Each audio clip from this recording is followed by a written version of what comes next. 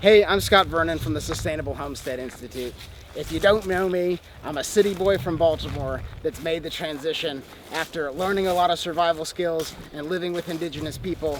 I've made the transition back to a rural area, and we're reclaiming old farmland to make it productive again. This is one of the properties that we manage, and the purpose of this video is to show you the before and the after. Namely on this road, because this is a shared access road, we want to ensure that we leave it better than we found it, and none of these neighbors are happy. But in case we go to court, we want to have the documentation that this is the way that it looked before, and then snap to how it looked after.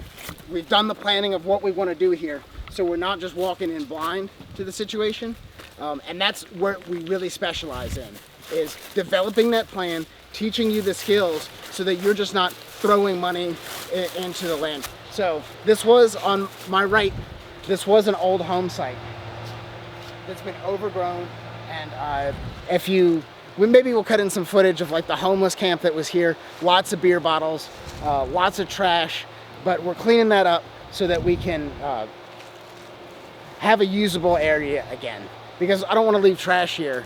We're just increasing the property value. So let's walk down this road some more, and I'll show you some of the other things that we're doing. You can see the grade of this road has been severely washed out. There's rock on it from some time ago, but that's been compressed into the ground, and you can see these divots that like I'm tripping on.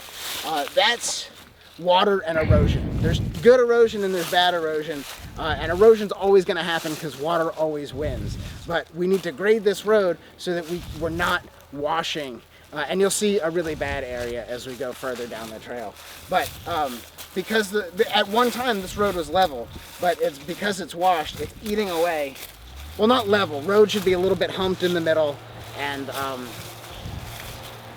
but you can see where it doesn't even look like a road. And when you're driving your car down, you feel every one of these bumps. So let's keep walking, and I'll show you the way that water runs.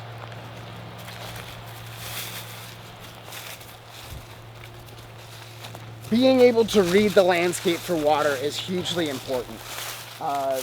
We talk about contour lines in our Homestead permaculture classes, and even in like our survival classes, the way that water runs. We don't want to build our shelter in a swamp, or well, we have shelters that definitely accomplish that. But ideally, we want to build in areas that aren't like waterlogged, and reading the water is important to do that. So we can see as the hill comes down behind us that we walk down, and then it slopes here, the water's finding the low point, and it's washing across this road over to the other side. The way the water is set up, or the way the road is set up, it sheds the water into the road, or the old roadway. So this is a dirt road access, but the old roadway, known as Archer Road, has been completely overgrown. We're going to clear up some of that so that we can get in, but we're not going to reconnect the road to the other side, most likely. But look at all these ruts. Look at all these ruts. And there's like you could like drop in with your skateboard there. Here's more ruts. Here's a great example. So the water comes down the hill, finds this rut on this side of the road, and then continues on the low side, and then follows the road here. But because this edge is high, now it's going to push it back over across the road and start running up the other side.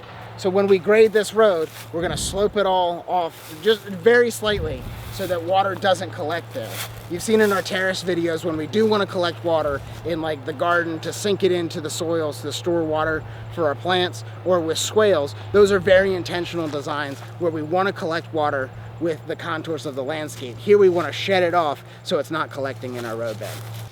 So a lot of times on rural roads you'll see like a grass strip in the middle, and then two tire tracks of gravel, and that's to save money in the gravel. They have a gate in the back that will allow them to dump on either side.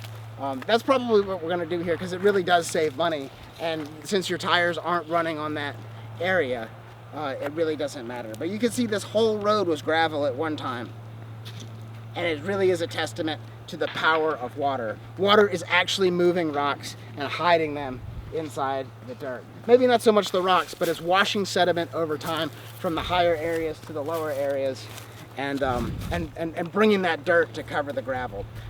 So when you build a road, it's incredibly important to get down to the hard pan, or in this area, clay, the hard clay soil. That way when you put your rocks on top, or your geotextile, or whatever stabilizing features you're gonna put in the road, that it doesn't wash out and then pack into the topsoil. Topsoil is the collection of like forest duff, organic matter, silt, sand, clay, whatever you got, it's on the top of the soil. But once you go down further, you hit either like rock or clay. That becomes a nice substrate for you to put your gravel on, so that it's not just rutting in to the ground all the time. If you follow me up here, I'll show you what one of the previous renters has done to kind of fix some of that topsoil erosion. Well, you can see it here. Look, that's just a block, right? And there's actually, when I first bought this place, this was like ponded up. So we dug a little trench to just shed the water and kind of get it out of the area. But up here,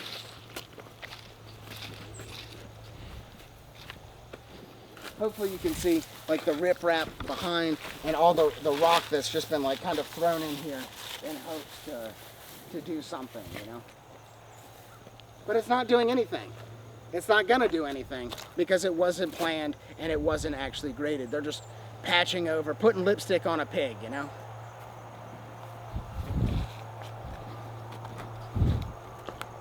Look, here's a big piece of rock or concrete. Call that urbanite in our natural building courses. But you can see how it's just thrown into the road. That's not really helping anything because it's getting packed into that topsoil. Again, that's the reason why we want to get to a hard clay, hard rock base before we put gravel on to make a roadbed. There's a brick.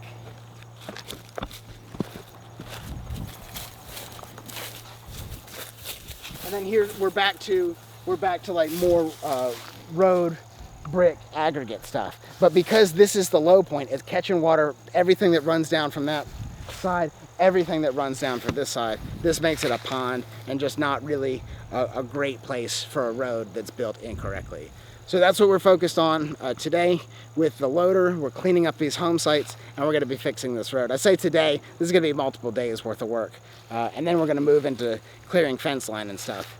But this is the way the road looked before, and I just wanted to show you that so we could show you what it looks like after.